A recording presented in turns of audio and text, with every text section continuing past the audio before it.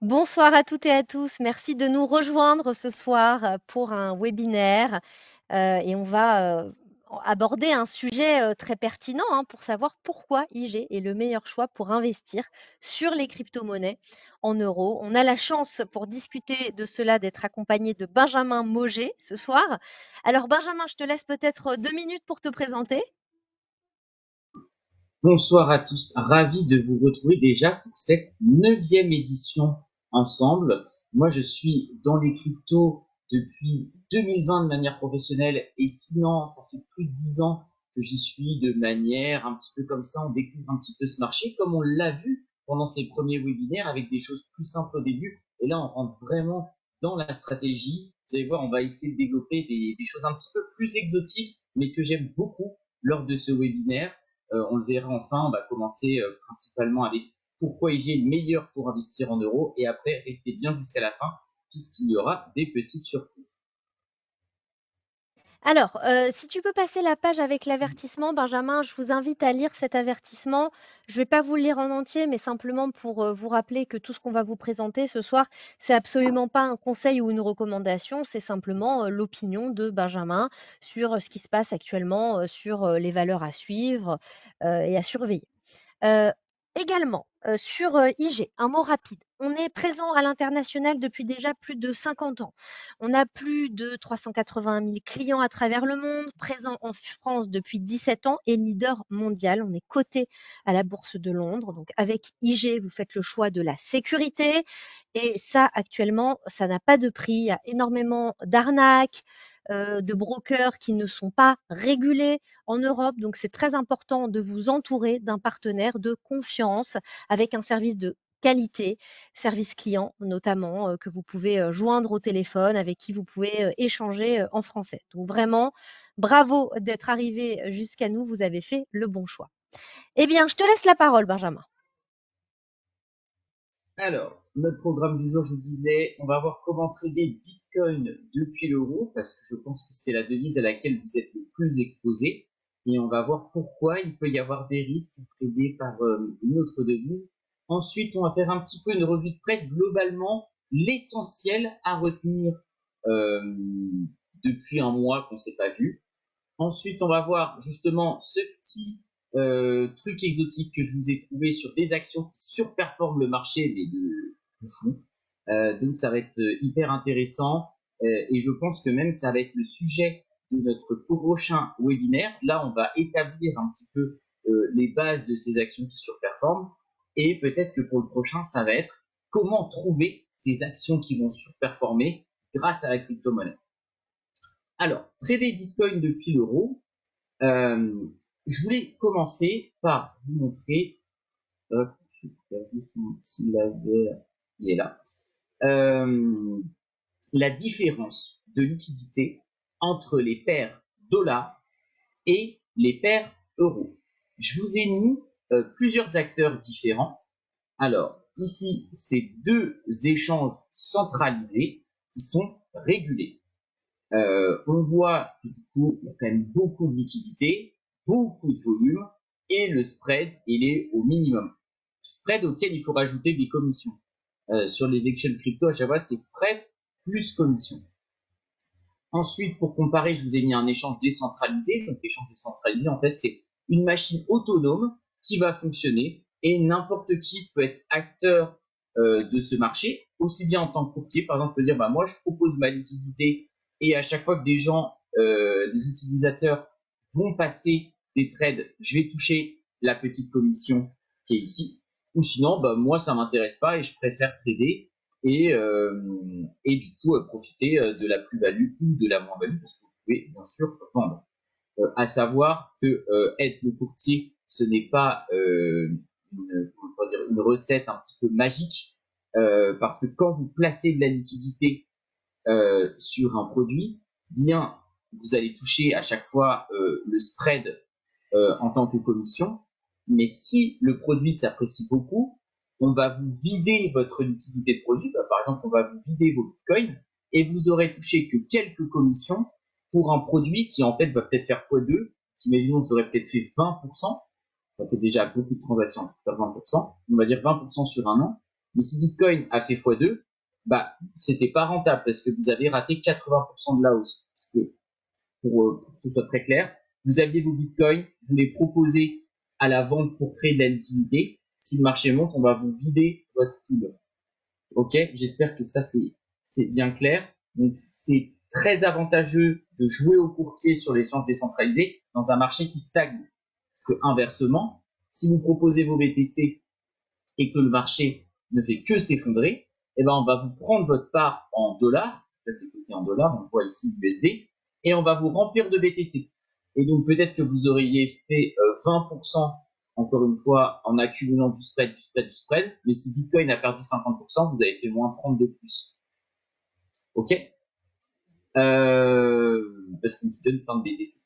On voit que du coup là, c'est quand même un petit peu moins liquide par rapport au POSEC, c'est un petit peu moins de volume. Et ici, et ça c'est les plus gros, c'est-à-dire que je suis allé sur le site de CoinGecko, vraiment c'est très simple, hein, tout est transparent, vous pouvez aller retrouver ces informations très très très facilement, et à chaque fois je vous ai pris les plus gros. Et le plus gros en termes de volume sur Bitcoin Euro, on voit déjà en termes de spread, c'est 22 à 10 fois plus cher. Donc, en termes de frais, on est quand même sur autre chose, sachant que c'est aller-retour. Donc ça coûte très très très cher. En termes de liquidité, on a quand même beaucoup moins. Et surtout en termes de volume sur 24 heures. Et vous voyez, c'était pas une journée bizarre. Hein. Là, on est sur du 17 milliards. Ici, on est sur du 77 000 euros. Enfin, dollars, mais vous avez compris. Donc c'est vraiment, vraiment, vraiment très faible.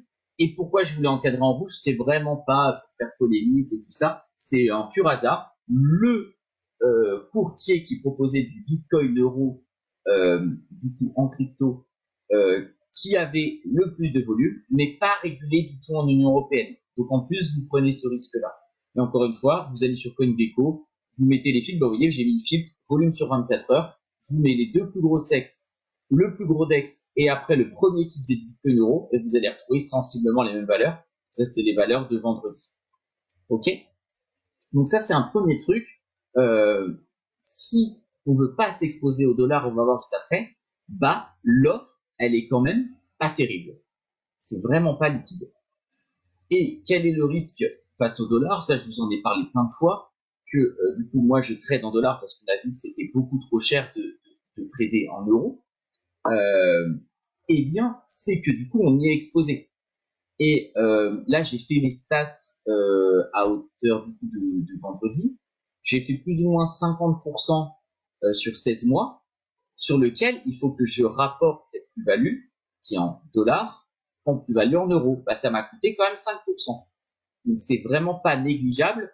Le fait que là, l'euro s'apprécie face au dollar, bah, ça me coûte quand même 5% de performance.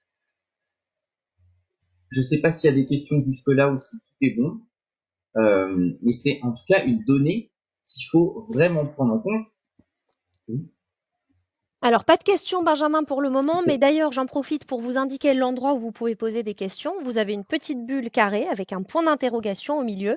Et là, vous pouvez à tout moment poser votre question. Hein. C'est pour ça qu'on organise ces sessions en live, pour que vous puissiez poser vos questions à tout moment. Donc, surtout, s'il y a un sujet qui arrive, quelque chose qui n'est pas clair, dites-le nous. Merci beaucoup. Et c'est pas impossible que ça continue de s'apprécier. Je pense que l'euro va avoir du mal à casser les 1,20. Déjà, la même, ça s'essouffle. Hein. On a vu aujourd'hui, ça passer les 1,15 durablement en clôture. On a beaucoup de mal.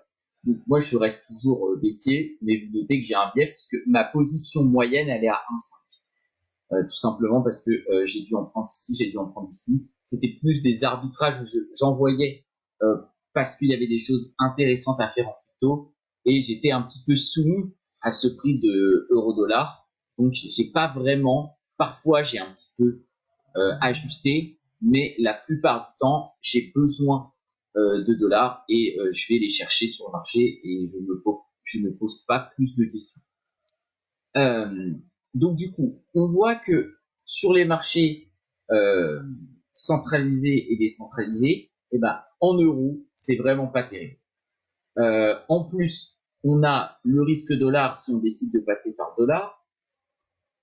Donc, on voit que ça peut affecter nettement notre performance. Et du coup, j'ai un petit peu regardé au sein de l'industrie quels sont les prix proposés par les autres courtiers. J'ai pris ce qui me semble être les plus populaires, ceux que je vois le plus, que ce soit sur les événements ou sur Twitter et ceux dont vous parlez le plus. Et ça, c'est les prix que j'ai constatés du coup sur les sites officiels à date de vendredi. Ok? Donc on voit que IG, et ils ont fait des efforts, puisque au début, qu'on avait fait ce contrat de webinaire, j'avais justement parlé en voix, j'ai dit, c'est un peu cher, ça pourrait être cool de faire des efforts, et ils étaient plus proches de 0,20. Donc ils ont vraiment fait un effort sur la crypto, en vous proposant des webinaires et en baissant drastiquement les prix, parce que c'est quand même divisé par 5. Donc c'est aujourd'hui dans les plus gros, parce que je les ai tous regardés, je les connais pas, il y a tellement de courtiers aujourd'hui, dans les plus gros et les plus populaires, et même dans tous les autres, je n'ai pas vu moins cher que IG. Et quand on regarde par rapport aux autres, XTB 0,22, Trade Republic on passe à 1,3, 1,03, Bitpanda 1,76 et eToro c'est 1, mais j'aurais pu rajouter une petite étoile parce qu'il y a des conditions. Alors je vous invite à regarder si vous voulez voir. C'est pas très très clair combien on paye, mais ils disent que c'est un minimum de 1. Et après, suivant une page comme ça de conditions générales, ça peut être plus. Donc je vous ai mis le minimum. De toute façon, IG est tellement loin en termes de frais par rapport aux autres que ça restait quand même négligeable. Et donc je suis hyper content qu'ils aient fait cet effort depuis un peu moins d'un an. Parce qu'il y a cette vraie volonté. Et il y a aussi, je ne sais pas si vous avez vu dans les news, IG a racheté un exchange crypto, donc il va peut-être y avoir de nouvelles choses, mais ça, je ne peux pas m'avancer. J'ai pas plus d'infos que vous, je regarde simplement, comme IG est coté, les informations qu'on a sur les sociétés publiques. On va passer à notre prochain chapitre, la crypto sous pression. Vous avez pu voir, on va le voir juste après sur les graphiques, c'est quand même pas terrible. On était bien parti lors de notre dernier webinaire, on avait tapé même les 113 000, et là on est bien redescendu, on doit être à 102, 103, actuellement peut-être 101. Ça bouge beaucoup avec un plus bas, je crois 98 000. Et du coup, qu'est-ce qui fait que les marchés ont beaucoup baissé et qu'est-ce qui fait que Bitcoin n'arrive pas à plus s'apprécier? Alors déjà, il y a le temps de guerre hein, où les investisseurs profitent pour relâcher tous les actifs volatiles. Moi, je pense que ça, c'est quelque chose à très court terme parce qu'on voit qu'à chaque guerre, Bitcoin a tendance à s'apprécier parce qu'il va être utilisé par tous les pays qui vont être bannis un petit peu du système, même si il n'y aura pas que Bitcoin, il y aura aussi Monero qui va être très utilisé. Monero, c'est la seule crypto qui est vraiment anonyme. Toutes les autres cryptos sont dites pseudonymes. Et si vous voyez dans les médias anonymes, dans 99% du temps, c'est faux, sauf pour Monero et Zcash, mais c'est quand même un petit peu moins. Alors, revenons un petit peu. La Fed qui ne change Alors, je toujours t'interromps pas. juste, Benjamin, parce Oui, que un participant nous indique ne pas avoir de son, mais on est 20 connectés et j'ai l'impression que pour le reste des personnes, ça fonctionne correctement. Est-ce que vous pouvez juste me confirmer à l'écrit dans la fenêtre question, s'il vous plaît, que vous avez bien le son? A priori, moi, j'entends Benjamin, donc je pense que c'est bon. Mais voilà, si vous pouvez juste nous faire un petit message. Oui, voilà, tout à fait, hein, le son fonctionne. Donc, pour le participant qui m'a soulevé le problème, ça doit être un souci de votre côté. Je te laisse terminer, Benjamin. ok, ça me rassure parce que j'avais le retour de tout qui disait que c'était ok. Alors, du coup, la Fed qui change toujours pas, et d'ailleurs vous aviez été bon parce que je vous avais mis un petit sondage et vous étiez en très grande majorité à dire que la Fed ne bougera pas ses taux. Donc vous aviez été très très bon là-dessus. Euh, Aujourd'hui, quelles sont les grandes questions autour de la Fed? Le premier point, c'est que Donald Trump, avec tous ses tarifs douaniers, on n'a pas encore vraiment les conséquences que ça a, on va dire à moyen terme. Je pense qu'on les aura en septembre et que la Fed ne bouge pas parce qu'elle se garde la marge de manœuvre de baisser les taux si jamais l'économie a été beaucoup plus affectée que ce qu'on pensait. De plus, comme on voit, le dernier chiffre d'inflation qui est sorti aux US, alors même s'il est en dessous du forecast, il est quand même au-dessus du précédent qu'on voit ici. Donc, les États-Unis sont très tight au niveau de l'inflation. Et si vous vous souvenez, quand on avait travaillé un petit peu tous les indicateurs économiques, je vous invite à aller chercher, les salaires aux US n'ont pas tant augmenté que ça. Et comme c'est une économie qui tourne principalement sur la consommation, et qu'ils font très très peu d'épargne, dès qu'on a le salaire qui se rapproche de l'inflation, ça fait très très très très mal sur les PMI par la suite. Et globalement, c'est les PMI qui vont driver les taux d'intérêt. Et aujourd'hui, on a eu les PMI, c'était cet après-midi. C'était pas mal, hein, contrairement à l'Europe où c'était encore catastrophique. On se demande comment on fait encore pour baisser. On rappelle, le PMI, vous êtes en bas de 50. Quand vous êtes au-dessus de 50, l'économie s'accroît. Quand vous êtes en dessous de 50, l'économie décroît. Et quand bien même, imaginons le précédent, c'était 45 et vous passez à 47, ça décroît mais moins vite. Ok.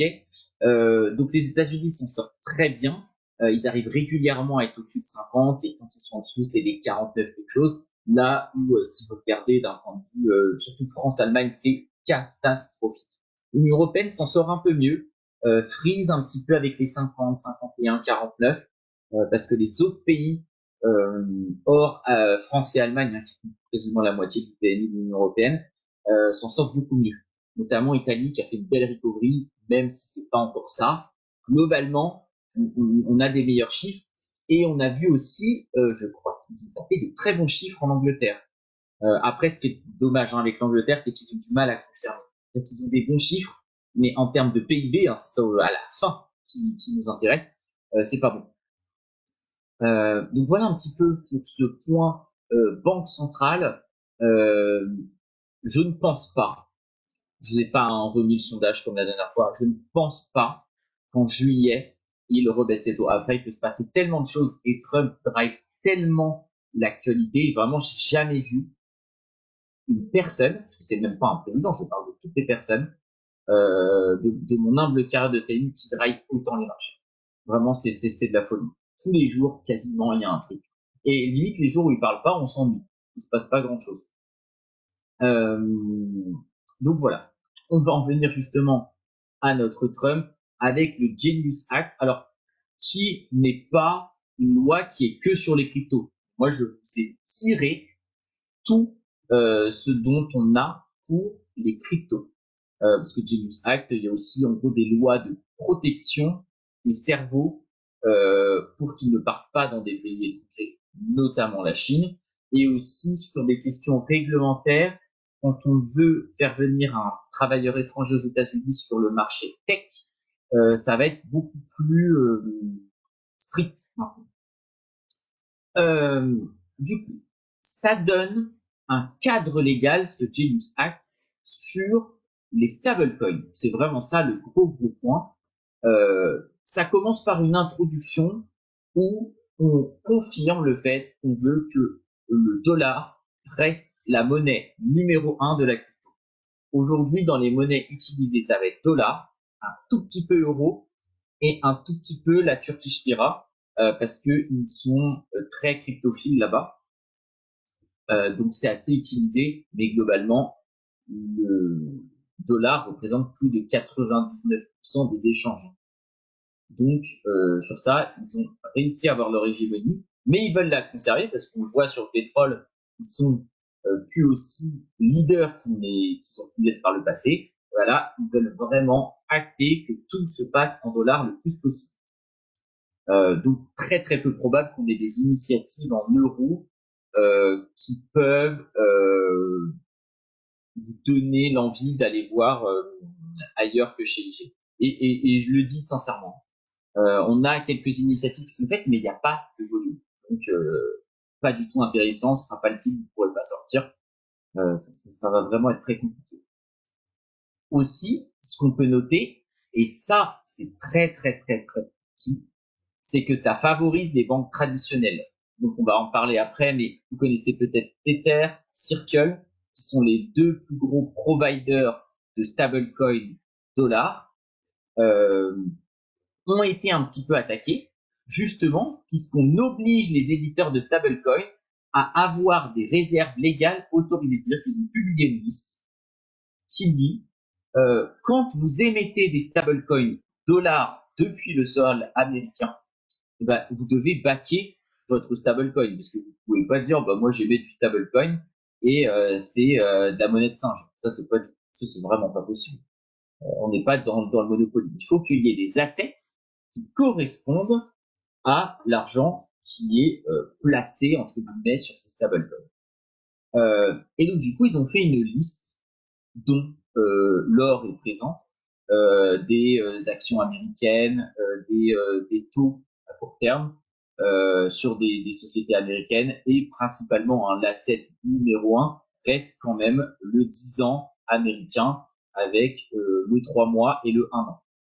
Un petit peu de 1 mois aussi, mais dans une valeur faible. Les deux plus gros, ça va être du 10 ans américain et du 3 mois américain. Et le fait qu'il y ait un petit peu cette liste favorise vraiment les banques traditionnelles parce que elles sont adaptées à travailler à ça et elles ont déjà beaucoup d'assets. Donc, ce n'est pas impossible qu'un jour, il y ait une banque qui arrive avec un stablecoin et qui truste un petit peu le marché et qui mettrait à mal ces fameux USDT et USDC. Et c'est là où je vous mets en garde, les stablecoins dollars n'ont pas toujours été stables. Ils fluctuent, ça en permanence, et parfois ils ont des petites secousses. Et même donc l'USDC, qui fait partie d'un des plus gros, il y a à peu près 1 an, il avait perdu 10%.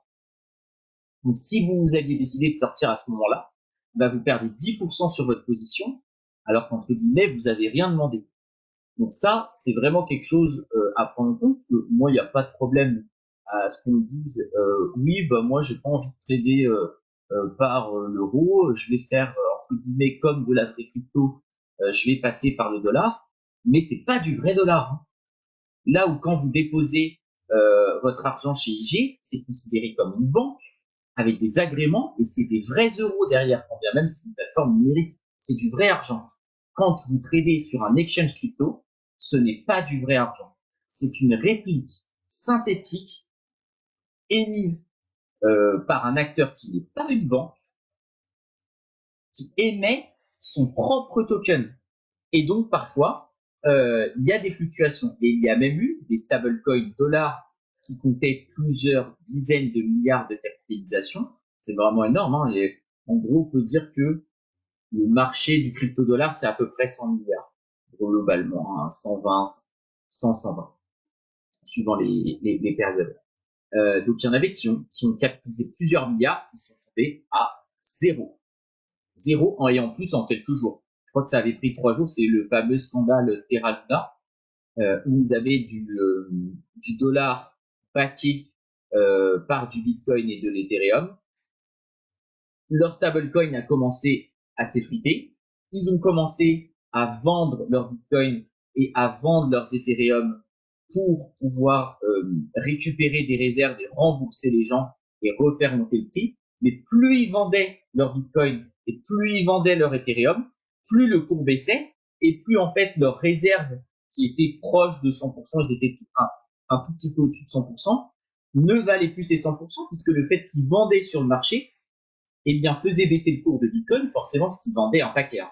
Ils vendaient en milliards et c'est pas non plus un marché très très liquide. On l'a vu tout à l'heure, même s'il y a 17 milliards de volume sur un exchange, en termes de capacité à encaisser une baisse, c'est en millions, pas en milliards. Donc, plus ils vendaient pour rembourser les gens, plus leur trésorerie avait moins de valeur, puisqu'ils faisaient baisser le marché lui-même. Genre, imaginons que vous avez une trésorerie de 100 milliards, Bitcoin perd 10%, bah, votre trésor a vaut plus que 90 milliards. Et pourtant, vous avez toujours 100 milliards de stablecoin émis. Donc, ils continuent à vendre, à vendre, à vendre, à vendre. Et donc, du coup, le stablecoin est tombé vraiment à zéro. Il est même tombé sous 1 centime. Donc ça peut arriver. Et ça arrive encore, alors pas sur des très gros, mais il y a des stablecoins, on va dire, un peu plus émergents, qui ont entre 100 et 300 millions de market cap, mais c'est déjà important, hein, c'est pas n'importe quoi, qui prennent de sacrées pertes. Et parfois, en plus, c'est des stablecoins qui ont des agréments européens et tout ce qu'il faut. Donc, le fait d'avoir l'agrément n'est pas une garantie de bonne gestion sur un stablecoin. Est-ce qu'on a des questions là-dessus? avant qu'on passe à la partie un petit peu plus trading. Non, pas de question, Benjamin. Dis-moi hein, si à un moment tu veux qu'on lance les sondages surtout. On va y arriver très très très bientôt, puisque justement, on va passer sur ces actions qui surperforment. Euh, je vous les ai mises ici. Et du coup, notre première question, si vous avez un peu suivi, normalement, vous avez la bonne réponse. Quel est le point commun entre ces 5 actions? Je vais en profiter pour voter sur la plateforme, comme ça je peux voir aussi vos réponses en direct. Voilà, donc là, vous avez le sondage qui s'affiche à l'écran. Il vous suffit de sélectionner votre réponse. C'est anonyme, hein, donc allez-y, il n'y a pas de problème. C'est juste voilà pour voir un petit peu les explications que Benjamin peut donner en plus. Quel est le point commun entre ces 5 entreprises cotées? Première réponse, elles sont listées sur des marchés américains. Deuxième, elles sont toutes concernées par le Genius Act. Troisième proposition, elles détiennent du Bitcoin dans leur bilan. Et donc, pour le moment, on est plutôt sur la proposition 3 avec 50% des votants. Elles détiennent du Bitcoin dans leur bilan. Vous êtes seulement 30% à avoir voté, donc n'hésitez pas à participer. Hein, c'est juste un petit clic sur votre écran. C'est vraiment très rapide. Il n'y a qu'une seule bonne réponse au cas où. Allez, on vous laisse encore une minute. Alors, et pourquoi j'ai choisi ce panel? Sans spoiler la réponse, déjà j'avais envie de prendre des sociétés, vous voyez, qui ont un petit peu des capitalisations complètement différentes. Donc on a Coinbase, dont je vous ai déjà parlé, qui a 75 milliards. Alors c'est à chaque fois cette valeur de vendredi, hein, comme le marché a pris un petit peu cher avec la guerre, elles sont pas totalement justes, mais à plus ou moins 10%, c'est bon. MicroStrategy qui a 100 milliards, GameStop qui a 10 milliards, Blockchain Group qui n'est même pas encore au milliard, et Circle qui a 50. Alors, du coup, la bonne réponse était la troisième. Elles détiennent du Bitcoin dans leur bilan. Alors, elles sont pas toutes concernées par le Genius Act parce qu'il y en a qui n'ont aucun rapport avec les stablecoins. Et elles sont pas toutes cotées aux États-Unis parce que Blockchain Group c'est français. J'avais envie de vous mettre un petit peu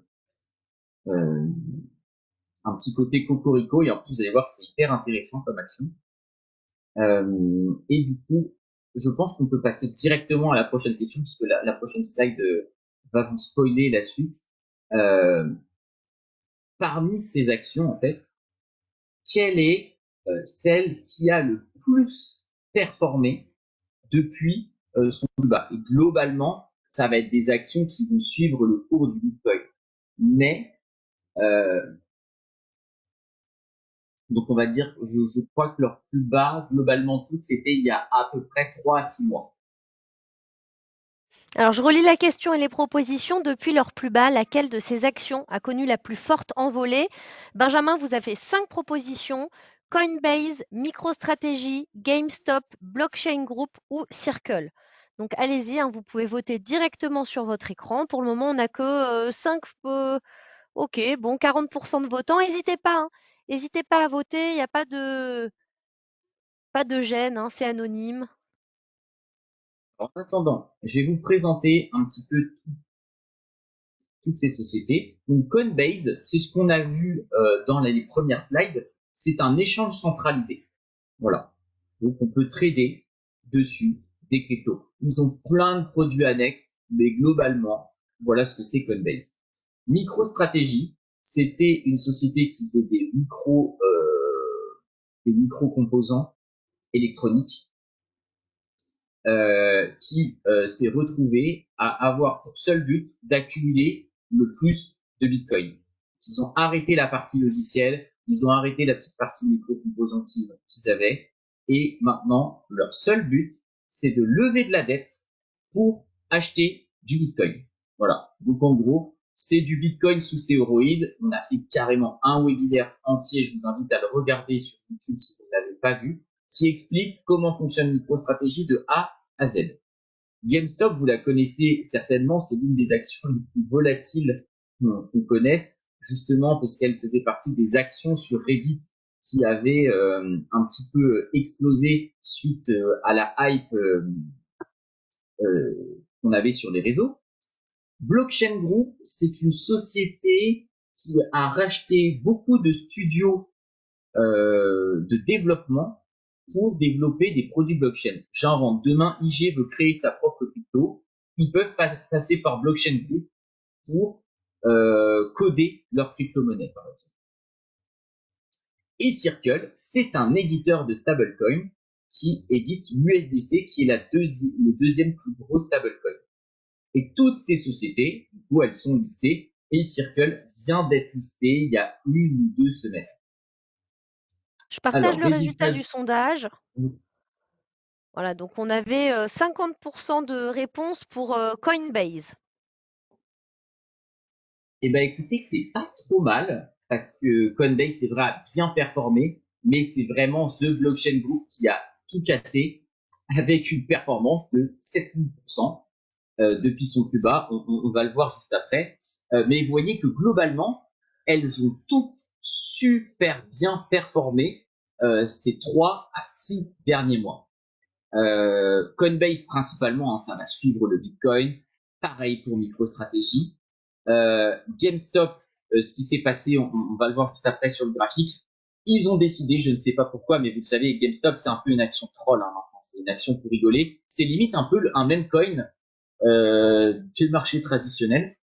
Ils ont décidé de mettre de la crypto, principalement du Bitcoin, dans leur bilan. Et depuis, l'action s'est envolée sur ça. Alors, elle a un petit peu retracé, mais globalement, ça c'est hyper intéressant à travailler. Blockchain Group, pareil.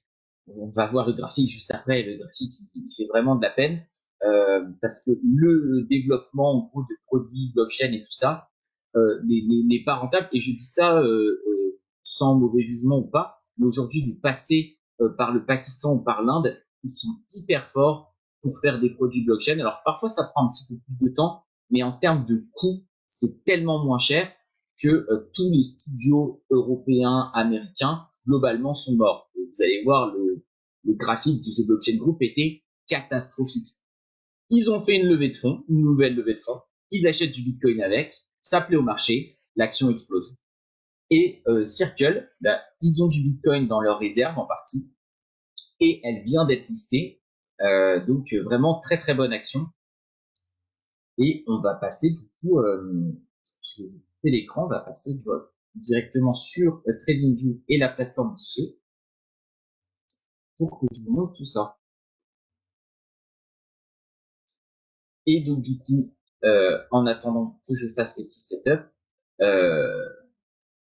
le sujet du prochain webinaire, je vais essayer de vous trouver les prochaines actions qui seraient susceptibles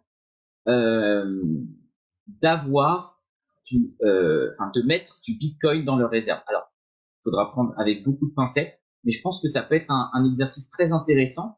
Et n'hésitez pas, parce qu'il y a tellement d'actions que c'est impossible que je screen tout le marché, à vous-même trouver ces actions-là, des actions qui peuvent vous intéresser, et on peut faire le benchmark ensemble où je vous donnerai mon avis, est-ce qu'elle est susceptible ou pas de mettre du Bitcoin dans ses réserves.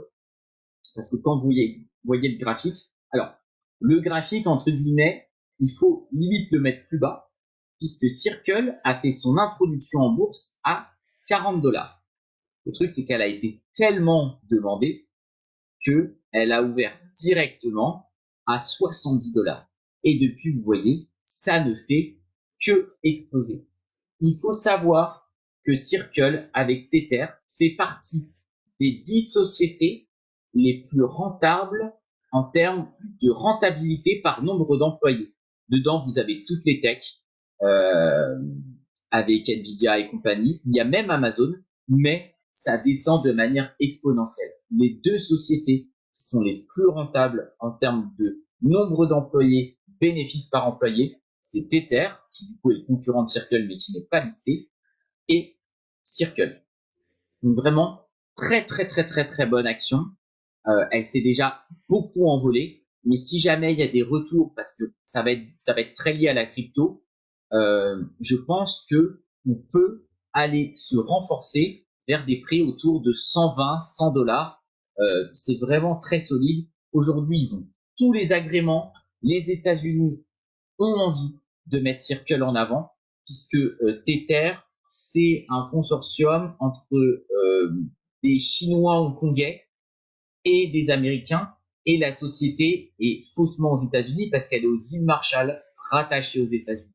Vous voyez, c'est un peu plus dark, mais d'un point de vue rentabilité, par contre, Tether, c'est plus solide, peut-être parce que comme ils passent un petit peu sous les radars, ils ont moins de contraintes, mais Circle, ça reste vraiment une valeur très très très sûre, qui vient d'être listée, et on espère l'avoir très rapidement sur les G. Je pense qu'ils mettent un petit peu de temps à avoir les nouvelles cotes, mais en tout cas, très très très très bonne valeur à traiter. Aussi, on va avoir, du coup, je vous parlais de GameStop. Alors, c'est moins dithyrambique, hein, mais vous voyez, à partir du moment où ils ont annoncé lors du dernier quarter qu'ils mettaient du Bitcoin dans leurs réserves, ça s'est emballé tout de suite. Alors, on est bien sûr revenu, parce que comme je vous l'ai dit, GameStop, c'est un peu un même coin, hein, c'est une action très très très volatile, où on aime bien jouer avec, mais les fondamentaux de la société restent quand même assez mauvais, et ça va être très difficile, hein, pour ceux qui se souviennent. Il y a même, je crois que c'est sur Netflix, hein, il y a une série Netflix, en quelques épisodes, ou un téléfilm sur GameStop, et la folle histoire, je vous invite à le regarder, c'est vraiment très bien, qui explique en fait toute cette montée où sur les réseaux sociaux, ils se sont excités à faire monter l'action pour faire plier entre guillemets la méchante finance qui vendait l'action GameStop. Et l'idée c'était GameStop, c'est là où j'allais acheter mes petits jeux vidéo quand j'étais gamin. J'ai envie que cette action survive, et donc du coup on va en acheter plein et faire exploser Wall Street, puisqu'ils étaient vendeurs, et globalement toute cette hausse, c'est des vendeurs d'options qui se mettent à acheter l'action pour se couvrir. Donc depuis, c'est une action un petit peu rigolote, donc il faut la prendre avec des pincettes, mais c'est intéressant de voir que ce genre d'action se mettent à mettre du Bitcoin dans ses réserves. Peut-être, on verra, ça va être l'objet de la recherche. J'ai commencé à travailler, je vois bien des petites biotech, vous voyez, ce genre d'action un petit peu coquine, on pourrait dire, où on sait que les fondamentaux sont plus vraiment là, euh, qui peuvent se mettre à acheter du Bitcoin simplement pour revenir un petit peu dans la hype et remonter un petit peu le cours d'une action qui serait un petit peu en défaillance. J'invente un scénario qui pourrait être intéressant. J'ai une biotech, je suis pas loin de trouver, je sais pas, un vaccin, on va dire le vaccin contre le sida, comme ça parle à tout le monde. Imaginons qu'il y a beaucoup de rentabilité derrière. Mais donc on n'est pas loin, je sais pas, je suis pas médecin, j'ai pas fait d'études de médecine. On est à 90%, il nous manque encore un petit peu, mais on n'a plus de financement. Peut-être que ça pourrait être smart d'utiliser la dernière partie de la trésor pour acheter du Bitcoin. Je refais un peu vivre mon cours de mon action. Je vais aller relever sur les marchés des capitaux, ou soit avec de la dette, soit en émettant plus d'actions, des fonds pour finir mon vaccin.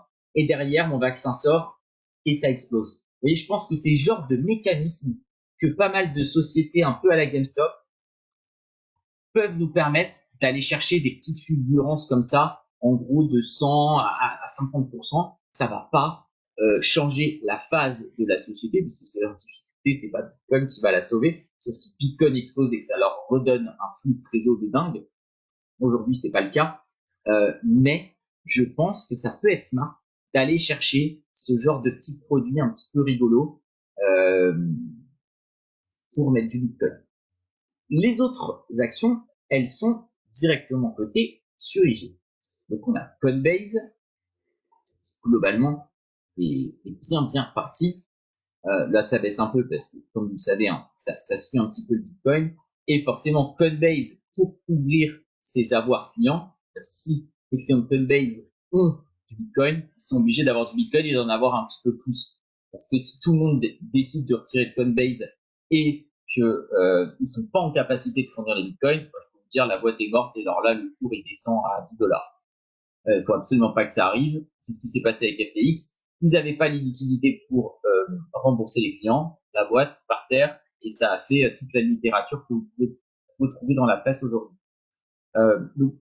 Coinbase, vraiment très bien. C'est un peu du Bitcoin sous stéroïde, hein, parce qu'on voit que l'action, elle fait 100%. Sur cette période-là, Bitcoin ne fait pas x2. Hein. Donc, intéressant. Et ça reste, à mon sens, moins risqué que MicroStrategy, puisque ça, c'est une société qui tourne, on va dire, avec un business. S'il y a des transactions qui sont faites sur Coinbase, ça leur génère du revenu et l'action, elle peut monter. Inversement, MicroStrategy, il n'y a plus de business. Le business, c'est on émet de la dette et on espère que Bitcoin monte. Si Bitcoin tombe, MicroStrategy, ça vaut zéro. Hein. Parce qu'aujourd'hui, il n'y a que ça. Il n'y a plus rien. Les brevets qu'avait MicroStrategy et tout, ça n'a plus aucune valeur. Donc, c'est quand même plus risqué. Et si on regarde en termes de potentiel, sur la dernière baisse qu'il y a eu, ça monte quand même un petit peu moins et c'est normal. Le système s'essouffle un petit peu et ils doivent acheter du Bitcoin très cher. Si jamais MicroStrategy, Bitcoin s'effondre, MicroStrategy va être vraiment en galère puisqu'ils vont avoir du mal à relever des fonds.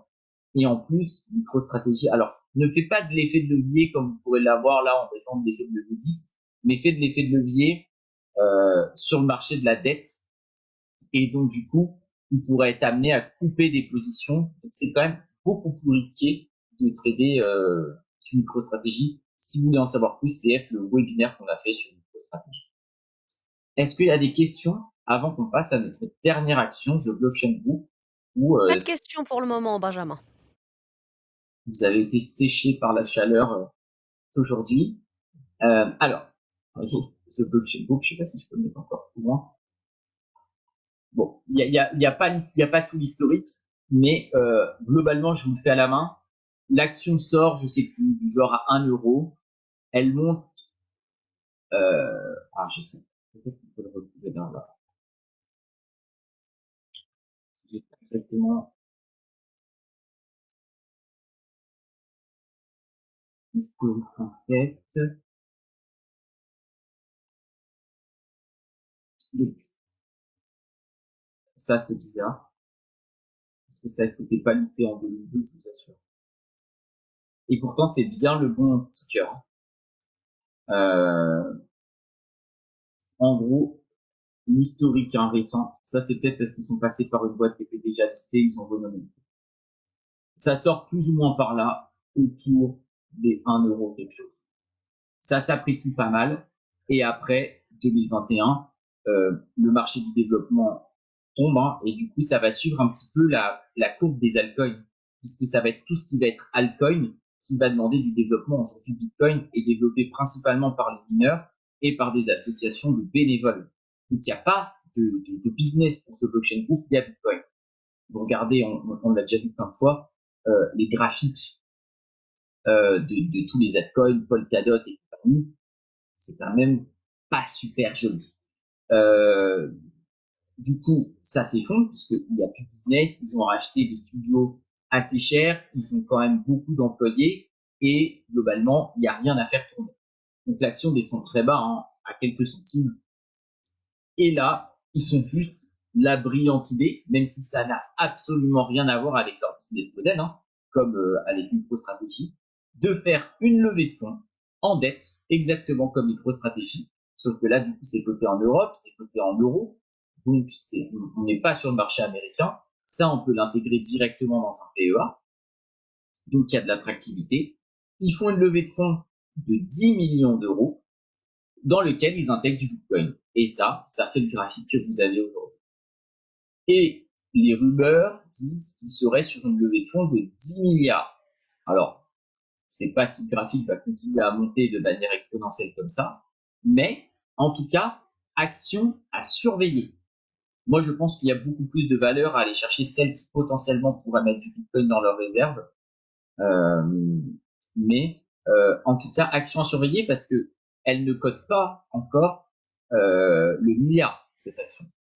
Donc, il y a encore du potentiel, mais on en vient dans un business à la micro-stratégie. C'est très risqué, c'est sous stéroïdes, et si jamais ils n'arrivent pas à faire leur levée de fonds, bah derrière, ça va suivre le graphique du Bitcoin en étant plus volatile. Voilà un petit peu pour The Blockchain Group. Vraiment très belle réussite française. Et c'est vraiment cette action qui m'a donné envie de faire le prochain webinaire en me disant il y aura forcément des stocks qui vont copier ce modèle parce que ça c'est bête mais ça sauve la boîte. Et en plus comme ils ont acheté un petit peu plus bas, ça renforce leur trésor là où quand vous voyez le graphique, la trésor elle va pas bien. En plus ils ont beaucoup d'employés, ils peuvent pas tirer tout le monde et tout, c'est un peu compliqué. Et derrière c'est vraiment exponentiel en termes de hausse. Et ils n'ont pas fait quelque chose d'extraordinaire. Hein. Ils n'ont pas inventé une nouvelle blockchain, ils n'ont pas révolutionné le marché, ils ont juste emprunté de l'argent pour acheter du Bitcoin. Il y a quand même plus intelligent sur Terre à faire. Est-ce que vous avez des questions par rapport à ça? Sinon, bah, je crois qu'on va avoir terminé. Hein. Parfait, Benjamin. Bah écoute, pas de questions. Donc c'était ah ça y est, des questions de dernière minute. Est-ce que vous conseillez plus d'acheter Qu'est-ce que vous conseillez plus d'acheter sur du long terme, 2 ou 3 ans? Bon, alors avant que tu répondes à ça, Benjamin, on donne pas de conseils, on donne pas de recommandations. Tu peux dire par contre toi ce que tu fais pour ton portefeuille. Voilà. Ok. Bah ça, c'est une question auquel je vous ai déjà répondu plusieurs fois. Moi, principalement, c'est du Bitcoin. J'ai ça, ça représente maintenant, je pense, 99% de mon portefeuille hors liquidité, donc hors stablecoin et hors ce que je pourrais avoir en euros normal. Je pense que c'est la valeur qui a le plus de potentiel à long terme.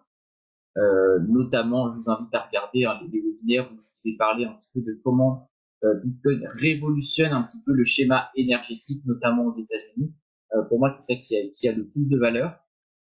Derrière, j'ai un petit peu de Solana dans le petit pourcent qui me reste et je réfléchis à rajouter peut-être à augmenter ma part en Solana pour 2 raisons. D'une, euh, je pense que il va y avoir, enfin même pas je pense, il va y avoir l'ETF Solana. Euh, je pense que ça peut avoir plus d'attractivité que l'ETF Ether, qui a un peu coulé Ether parce que justement on attendait tellement cet ETF Ether. Il est sorti, on pensait que ça allait faire comme Bitcoin, ça a été un petit peu un flop, mais je pense que Solana a une communauté beaucoup plus grosse, beaucoup plus d'innovation, beaucoup plus de hype, et il peut faire quelque chose de très intéressant autour de ça, à tel point que je pense que certaines sociétés, par exemple GameStop, pourraient s'amuser à acheter du Solana pour ramener la communauté Solana sur leur stock. Donc, il y a un truc à faire là-dessus. Euh, et je vais travailler très sérieusement, essayer de trouver des petites pépites ou des petites sociétés en difficulté. C'est très simple en analyse que je vais faire. Je vais regarder des sociétés dont le graphique est pas terrible, qui ont encore de la trésor et dont le dirigeant publiquement a déjà fait des trucs crypto, est déjà allé à des événements crypto, s'exprime dessus, qui a une appétence et essaie de traquer ce genre de petits stocks un peu sympa pour aller chercher des multiples comme on a eu sur ce blockchain group. Mais encore une fois, ça va représenter peut-être 1% de mon portefeuille parce que je peux placer sur des actions qui au final ne vont pas faire ça et vont tomber à zéro. Donc voilà un petit peu. Je pense que ça peut être intéressant d'avoir du Coinbase et du Circle. GameStop, je suis pas fan. MicroStrategy, pas fan. Je préfère avoir du Bitcoin en direct, surtout qu'en plus vous en avez parlé. Que sur Bitcoin, je sais pas là combien ça payait aujourd'hui, mais c'était moins bien ces derniers jours. Ça payait du 6-8%. Donc je préfère avoir du rendement en Bitcoin. Voilà un petit peu. Peut-être pour vous répondre, pour vous montrer par rapport à ce blockchain group, vous voyez, c'est exactement ça comme graphique. Chainlink, un alt, ça ressemble au graphique de The Blockchain Group. Ça explose jusque-là, et là, beaucoup moins de demandes sur tous les alts, et derrière, hop, on retrouve ça, à peu près sur le pic de 2021. Pour vous donner un exemple, hein, mais vous pouvez prendre, bon, Litecoin c'est un peu spécial, mais d'autres alts que vous pouvez retrouver sur la plateforme GIS sera à peu près le même graphique et les mêmes explications macro, enfin micro. Est-ce que j'ai répondu à vos questions? Tout à fait, tu as bien répondu, Benjamin, et on n'a plus de questions. C'est parfait. Bah, super, je vous souhaite une excellente soirée et on vous Est-ce que tu as communique pas très les très QR codes rapidement. à la fin de la présentation à nous?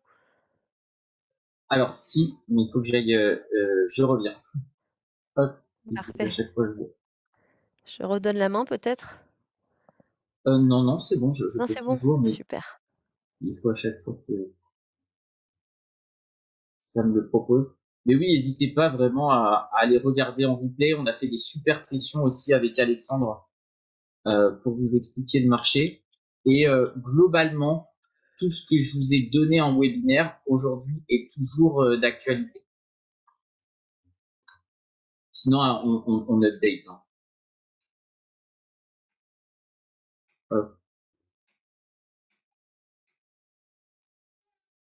Normalement, ça devrait être bon.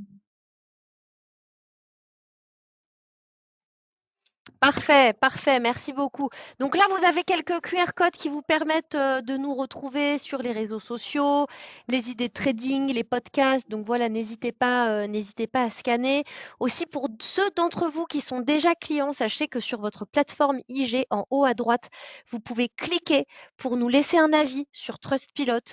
Donc voilà, ça nous aide à l'ère où il y a énormément de brokers plus ou moins sérieux, comme je vous le disais tout à l'heure. Si vous pouvez laisser un petit mot sur votre expérience IG, ce que vous avez apprécié chez nous, eh bien, n'hésitez pas. Eh bien, écoute, merci Benjamin. À très vite Merci à toi aussi. et Merci à bonne vous de soirée à votre toutes et à attention. tous. Bonne soirée. À bientôt.